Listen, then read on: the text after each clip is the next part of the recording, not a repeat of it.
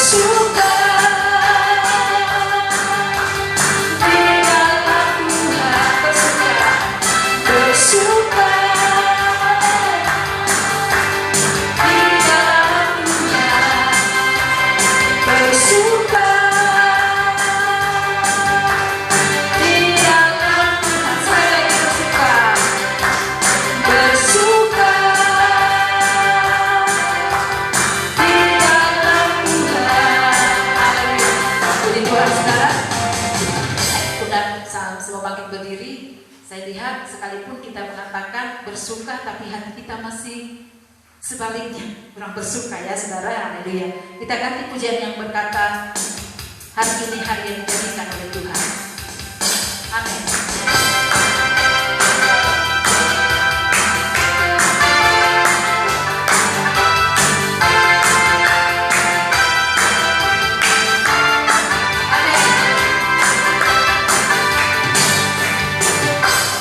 Hari ini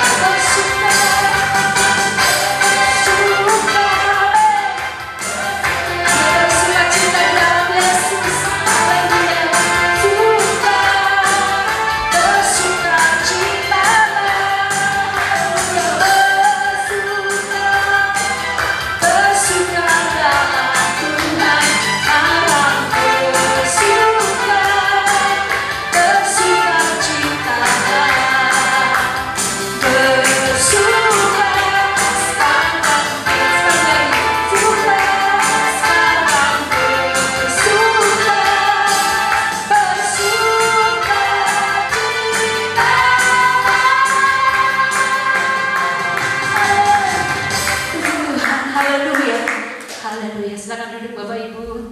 Haleluya. Sukacita yang dari surga, dari Tuhan Yesus asalnya itu tidak akan pernah berhenti, saudara. Haleluya. Sekalipun sukacita dunia ini sudah berubah ya, sukacita dunia ini saudara hanya sebentar adanya ya. Kalau pas lagi ada uang atau banyak di belakang ya saudara, ada beras banyak, baru sukacita, itu sukacita dari dunia. Tapi sukacita dari surga, saat sedih maupun senang saudara tetap ada buat kita. Haleluya. Baik kita sedang kelimpahan dan belum limpah saudara, tetap sukacita melimpah dari Tuhan tercurah buat kita. Puji Tuhan, mari kita pagi hari ini mempersiapkan diri kita untuk kita mendengarkan firman Tuhan. Haleluya. Musik akan selalu berganti. Kasih Tuhan tetap selamanya buat kita anak-anak. Terima kasih Yesus. Kau baik bagi kami.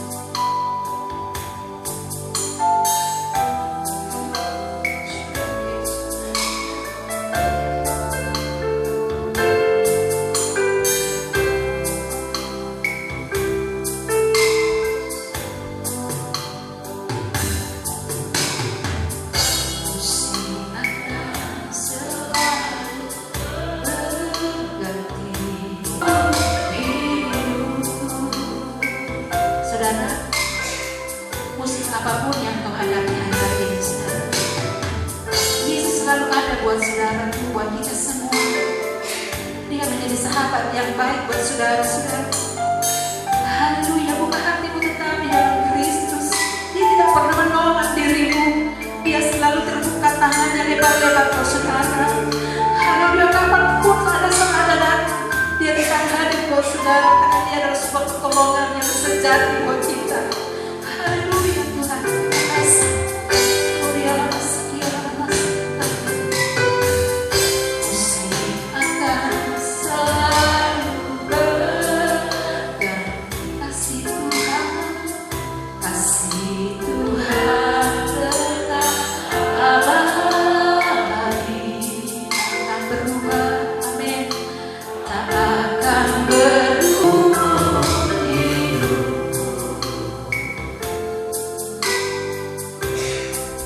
Seumur hidup kami, Engkau menolong kami.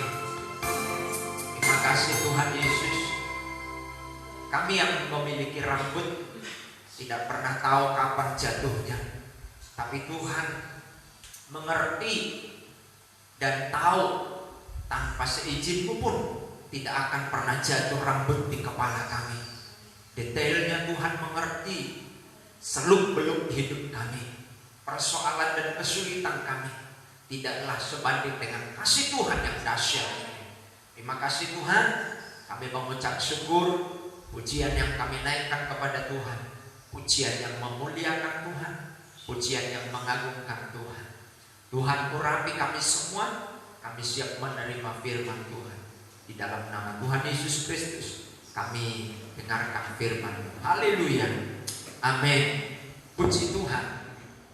Kita akan melihat Alkitab kita di dalam Lukas pasal 5. Lukas pasal 5 ayat 1 sampai dengan ayat 11.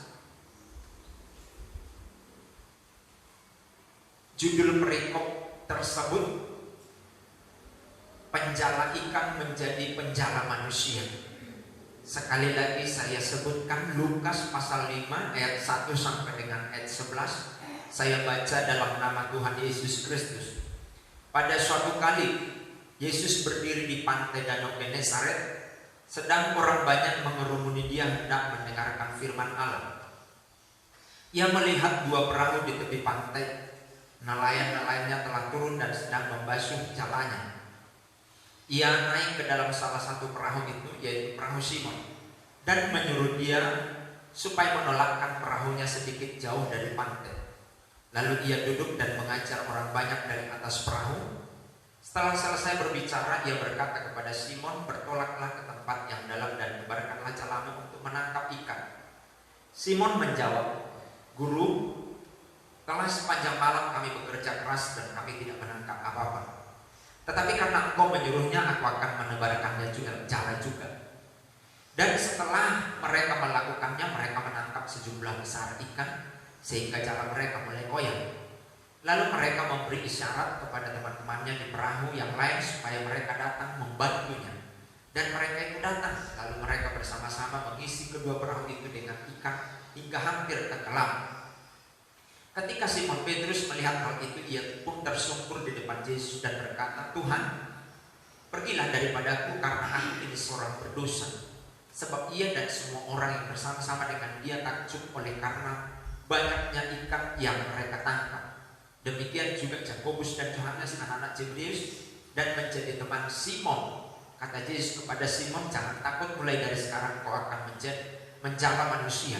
Dan sesudah mereka menghalau perahu-perahunya ke darat, mereka pun meninggalkan segala sesuatu lalu mengikut Yesus. Nah, saudara-saudara yang dikasihi oleh Tuhan, semua kita menghendaki yang kecil menjadi besar, artinya ada pertumbuhan. Tuhan pun menghendaki kita punya pertumbuhan rohani, pertumbuhan ekonomi, pertumbuhan segala sesuatu Tuhan inginkan dari hidup kita. Lalu apa persoalannya? Kenapa tidak tumbuh ekonomi kita, rohani kita, dan lain sebagainya? Saudara-saudara, kalau kita lihat peristiwa yang terjadi ini adalah ketika Petrus bekerja dengan kekuatannya. Sepanjang malam dia justru tidak menangkap apa-apa. Kita tahu Petrus adalah seorang nelayan hulu. Dia tahu kapan musimnya ikan itu berkumpul. Sangat tahu. Dia profesional, saya katakan. Tapi pada satu titik dia gagal. Alkitab berkata dia tidak tangkap apa-apa. Ya, puji Tuhan. Pernahkah kita seperti itu dalam hidup? Ketika kita melakukan sesuatu, aku mau capai A, dan lalu kita berupaya dengan keras, lalu kita bekerja dengan keras, ternyata ayam kita mau capai itu nol hasil. Haleluya. Saudara-saudara, bukankah seperti ini banyak anak-anak Tuhan sekarang? Gereja mendorong anak-anak Tuhan bermimpi, ya. Lalu kita mulai mengedukasi diri kita dengan firman itu. Ya, saya mau bermimpi. Tapi kenyataannya mimpi kita itu gak sampai. Target kita gak sampai. Lalu apa yang salah, saudara? Haleluya. Saudara-saudara, kalau saya amati ayat ini, Petrus dia fokus kepada kegagalan. Dia fokus kepada keadaan semalam suntuk, dia bekerja tidak mendapat apa-apa. Energinya habis ke sana. Padahal Tuhan berjanji kepada kita melalui firman-Nya bahwa kita menjadi kepala. Tapi kita kenapa tidak menjadi kepala sekarang? Ini yang menjadi perhatian kita. Kalau kita lihat ayat itu, saudara yang dikasih oleh Tuhan, ayat 4, ini buktinya bahwa Petrus ini fokus kepada masalahnya sendiri. Perhatikan. Ayat 2. Yesus melihat dua perahu di tepi pantai. Nah, ini dia. Nelayan-nelayannya telah turun dan sedang membasuh jalan. Kan kita pernah melakukan satu tindakan. Kita menggulung semua alat-alat usaha kita dengan menggerutu di dalam hati. Aku sudah melakukan sesuatu, tapi justru sesuatu yang saya harapkan itu tidak terjadi. Sama seperti itu, nelayan-nelayan sedang membasuh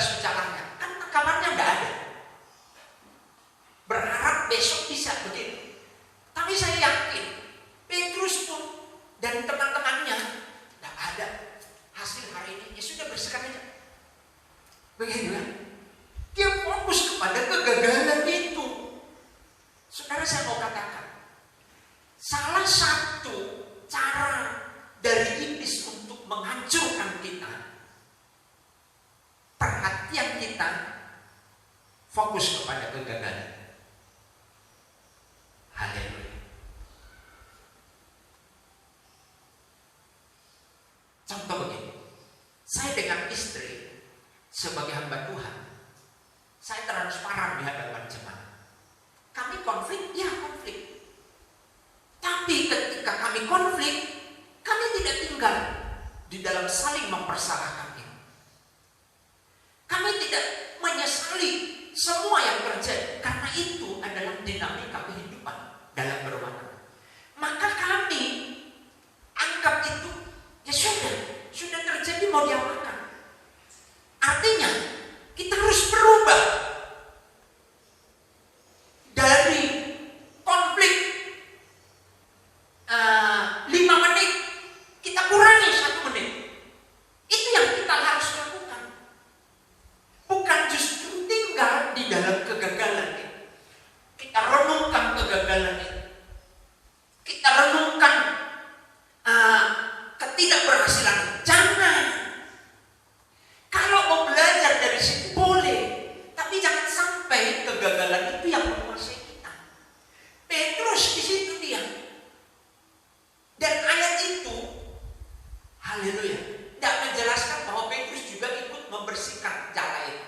Tapi Petrus mungkin ada di tempat yang lain, tapi masih di pantai begitu ya, di wilayah pantai. Jadi anak buahnya mungkin disuruh membersihkan sambil Petrus berenung, apa kegagalan saya? Kok nggak nangkap 1 ikan pun? Haleluya. Begitu kan? Kalau kita perhatikan ayat yang sudah kita baca itu, disitulah kegagalan yang Petrus, dia melihat terus kegagalan, dia merenungkan kegagalan. Sehingga ketika dia merenungkan, imannya kerdil. Tidak ada kecerdasan lagi, tidak ada lagi iman. Pernah tidak saudara begitu? Ketika saudara memikirkan kegagalan, justru tumpul semuanya. Ya kan? Petrus mengalami hal itu. Tapi di ayat 3 dikatakan begini, Yesus naik ke dalam salah satu perahu itu, yaitu perahu Simon. Ini yang saya katakan. Kenapa enggak perahu lain? Kok perahunya Simon yang dipilih Yesus? Haleluya. Karena Yesus punya rencana besar bagi Simon, bagi Petrus. Sekarang saudara punya perahu. Tuhan mau tumpangin perahu itu. Kita mau izinkan Tuhan yang menumpangi perahu itu, atau kegagalan itu yang mau menumpangi terus. Itu ada di tangan saudara. Haleluya. Lalu Yesus berkata begini, dan menyuruh Petrus, perhatikan, supaya menolakkan perahunya sedikit jauh dari pantai, lalu duduk dan mengajar dari orang banyak dari atas perahu. Profesinya Petrus adalah nelayan. Yesus ingin mengubah pola pikirnya Petrus itu menjadi penjala, dari penjala ikan menjadi penjala manusia. Haleluya. Saya mau katakan begini, bukan berarti ketika ayat ini muncul, saudara sebagai pedagang tinggalkan lalu melayani. Tidak. Disinilah Tuhan punya pola pikir. Apa yang dialami oleh Petrus, apa yang dikerjakan oleh Petrus, Tuhan tidak ubah. Tapi yang Tuhan mau ubah adalah gunakan itu untuk melayani. Maka Yesus pakai kata, aku akan menjadikan engkau penjala manusia. Jadi Tuhan tidak ubah. Ketika kita profesinya mungkin di pasar, Tuhan tidak ubah itu. Tuhan hanya arahkan untuk pakai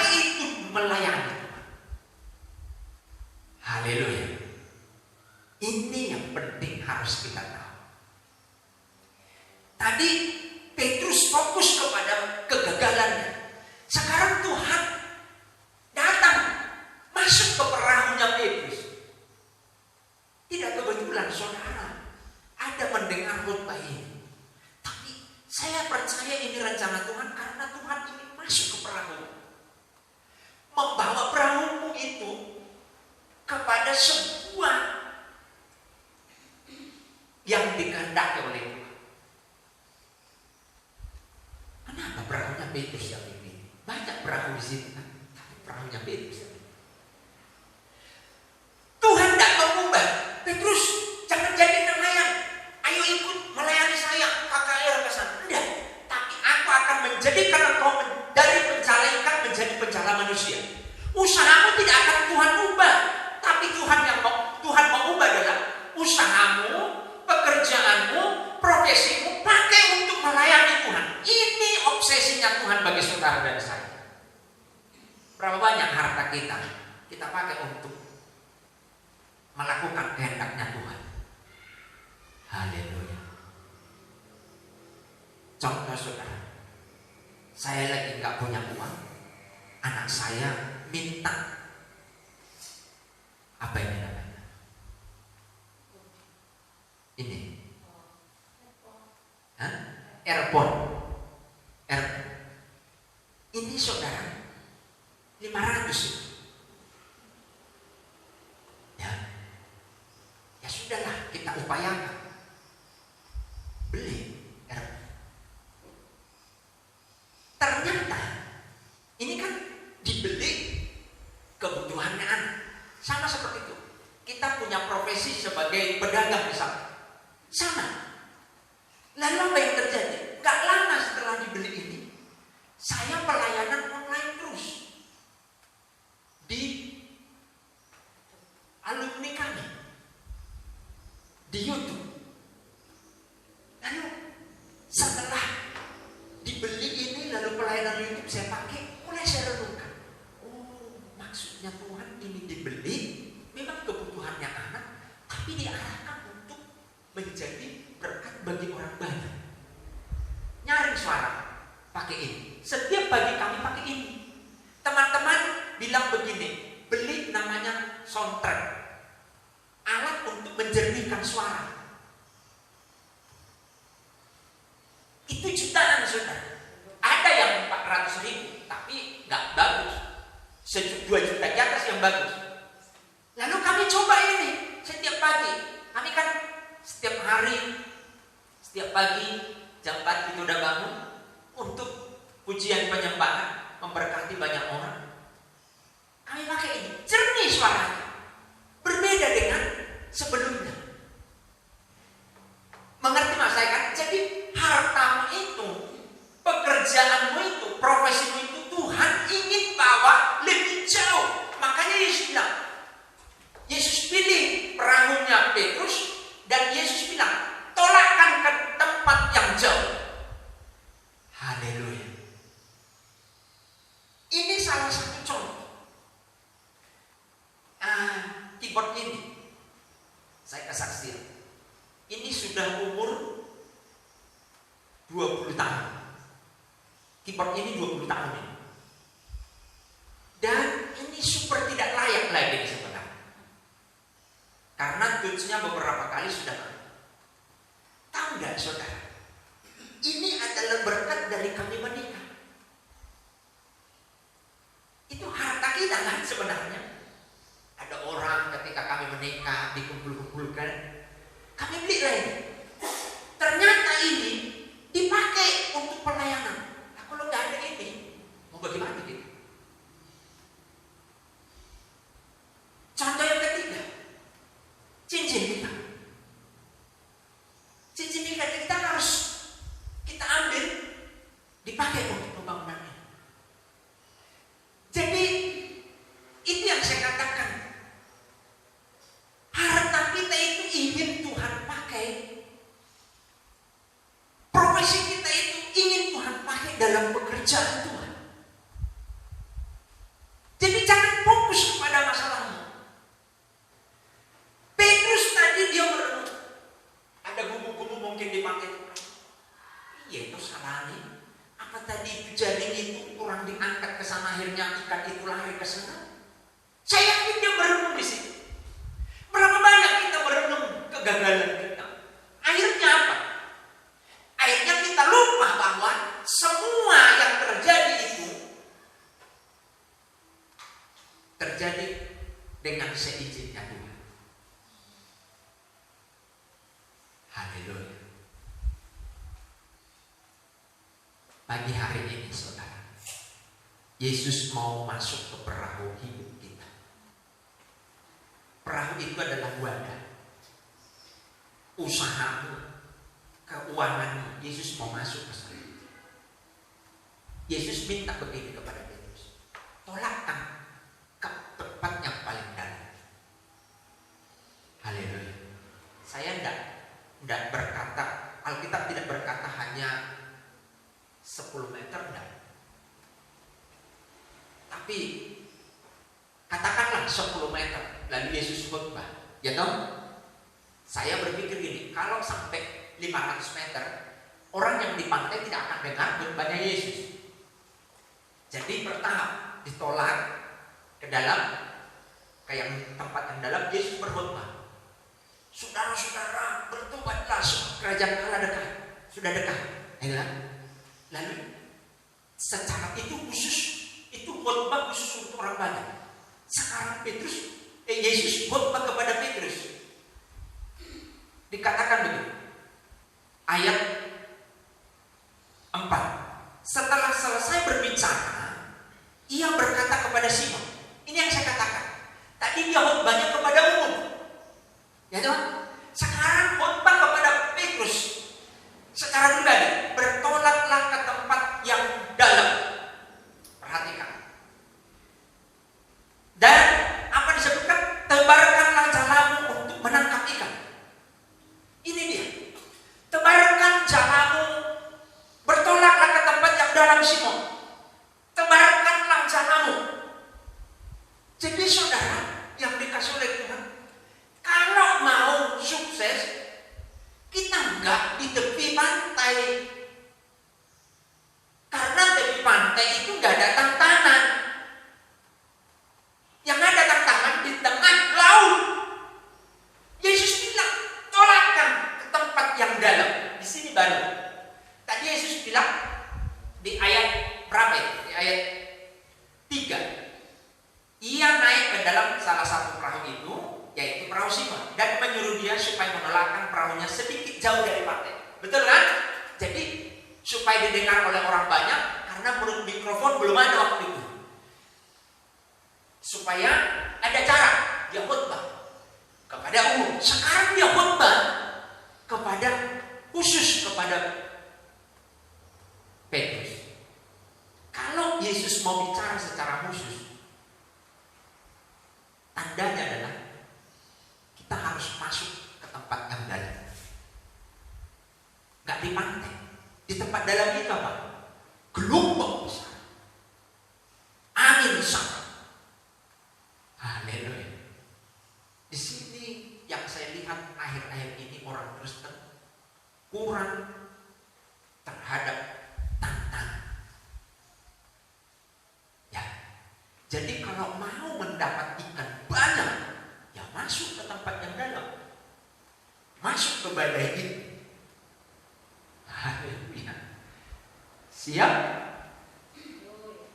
Haleluya. Masuk ke tempat yang dalam. Dan bukan hanya masuk, harus percaya. Hukum dari nelayan. Kalau siang itu ikan nggak bisa lagi ditangkap, udah terang sih. Ikannya udah lihat, wah ada nelayan, ada jalan begitu kan. Malam-malam dia keluar. Tapi malam itu tidak nangkap. Maka Yesus bawa, lu kan mau ikan? Iya Tuhan. Ayo ke tempat yang dalam. Ayo ke badai. Ayo ke masalah.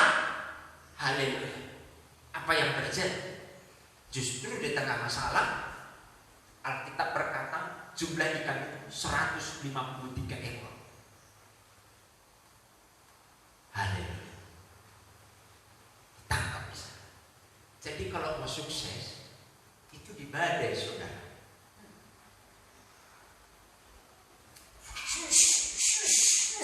Badainya udah bikin kita gemetar. Tapi Yesus bilang bertolak. Lalu Yesus bilang tebarkan jalan ke kanan. Kok nggak ke kiri? Nah, gitu kan? Sebelah kanan. Kok nggak ke kiri? Tebarkan. Haleluya, ketaatan. Lalu Petrus bilang, karena Allah menyuruh, tebarkan. Haleluya. Lalu dia tangkap ikan. Ikan itu penuh, hampir tenggelam perahunya.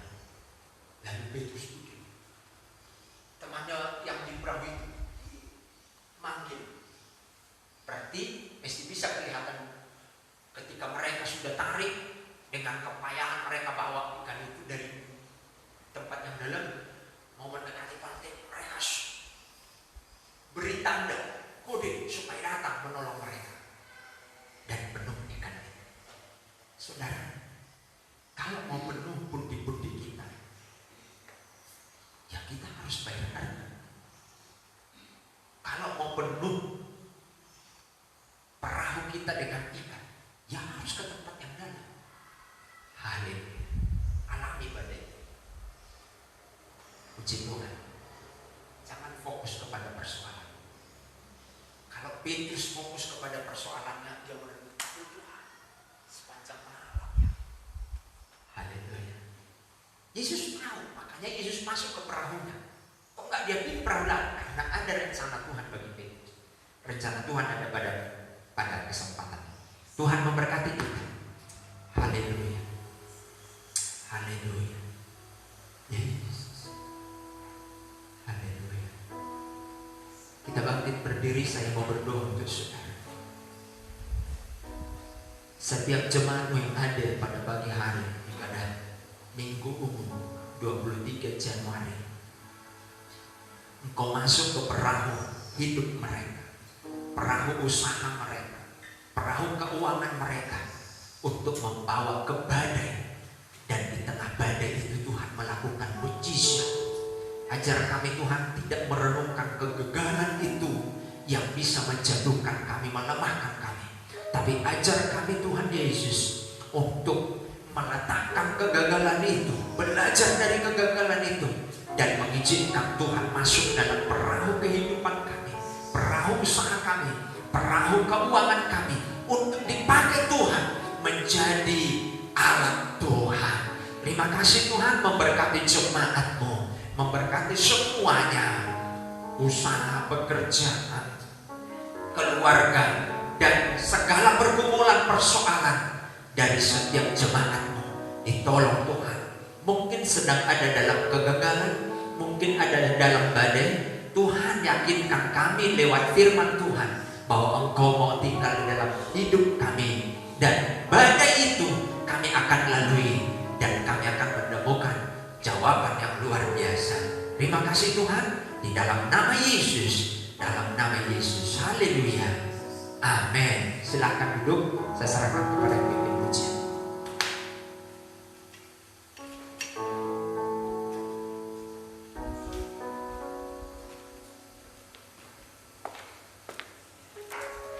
Puji Tuhan.